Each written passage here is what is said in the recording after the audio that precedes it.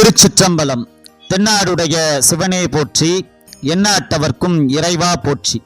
அனைத்து அடியார் பெருமக்களுக்கும் சிவனருட்பேரவை யூடியூப் சேனலின் வழியாக அடியேனின் அன்பு கலந்த வணக்கத்தை தெரிவித்துக் கொண்டு இன்றைக்கு திருவெம்பாவை 10வது பாடலை சிந்திக்க இருக்கின்றோம்.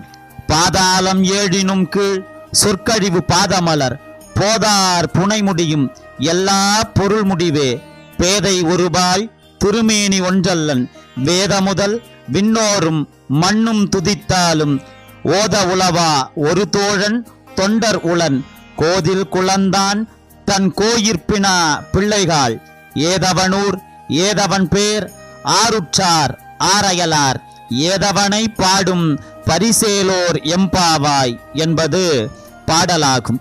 இப்பாடலின் விளக்கமானது தீய பண்புகள் இல்லாத குலத்தில் உதித்தவரும் கோயில் திருப்பணியையே சொந்தமாக்கி கொண்டவர்களுமான பெண்களே, நம் தலைவனாகிய சிவபெருமானின் சொல்வதற்கரிய பெருமை உடைய அவர்தம் திருப்பாதங்கள் 7 பாதாள லோகங்களையும் கடந்து கீழே இருக்கிறது.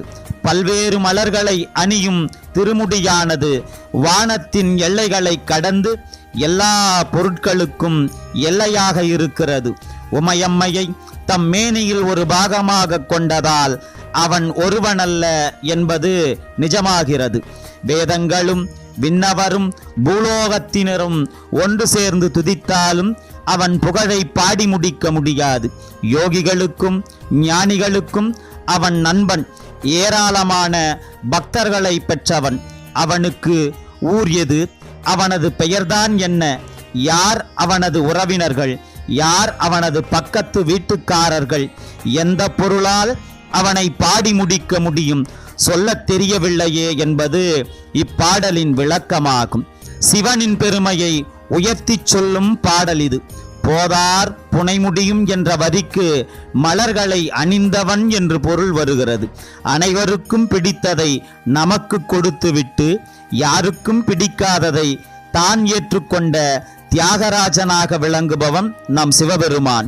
எருக்கையும் ஓமத்தையும் அவன் சூடிக்கொள்வான், மல்லிகையையும் முள்ளையும் நமக்கு சூட்டுவான். சுடுகாட்டு சாம்பலையும் கொக்கிரகும் அவனுக்கு, மனம் கமழும் ஜவ்வாதும் சந்தனமும் நமக்கு.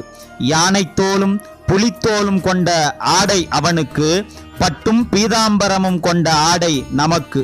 பொங்கரவமும் எலும்பு மாலைகளுமே அணிகலன் அவனுக்கு, பொன்னும் மணியும் நமக்கு.